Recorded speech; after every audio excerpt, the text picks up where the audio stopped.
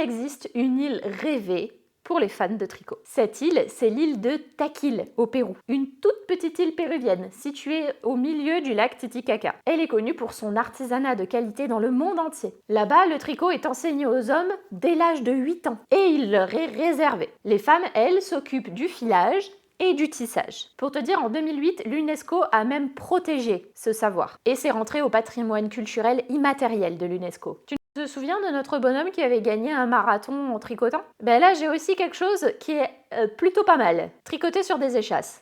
T'es cap? Pas moi. Mais eux le faisaient. Eux, ce sont les bergers dans les marais landais, en France, qui étaient connus sous le nom de grandes jambes. Et ils tricotaient sur des échasses pendant qu'ils gardaient les moutons, les troupeaux. Il fallait bien s'occuper, hein. En fait, la région landaise du sud-ouest de la France a été appauvrie pendant une très grande partie du temps. Elle avait très peu de routes et de vastes étendues de terrains marécageux, et plutôt traîtres aussi. Donc pour voyager dans les Landes, les bergers de la région avaient développé un système d'échasses. Ils étaient même formés à la marche sur échasse dès leur plus jeune âge pour être le plus habitués. Ils étaient capables d'une dextérité, d'une flexibilité étonnante. Ils couraient, sautillaient, se penchaient pour cueillir des fleurs. Enfin, moi, je serais incapable de faire ça, quoi. La marche sur échasse a progressivement disparu, notamment à la fin du 19e siècle, lorsque l'on a commencé à planter des forêts, et où le drainage des marais a complètement changé la surface du terrain. Mais elle est toujours pratiquée dans les spectacles locaux. Quand on te dit que le tricot ce n'est pas utile, tu peux aussi raconter l'histoire de Gladys Philippe. Elle, le tricot, ça lui a sauvé la vie, carrément. Gladys Philippe, c'est une tricoteuse et une personne âgée de 82 ans. Elle était en train de faire ses courses lorsqu'elle a dû utiliser les toilettes. Malheureusement pour elle, les toilettes dans lesquelles elle est entrée étaient encore en construction et lorsque la porte s'est fermée, elle est restée bloquée.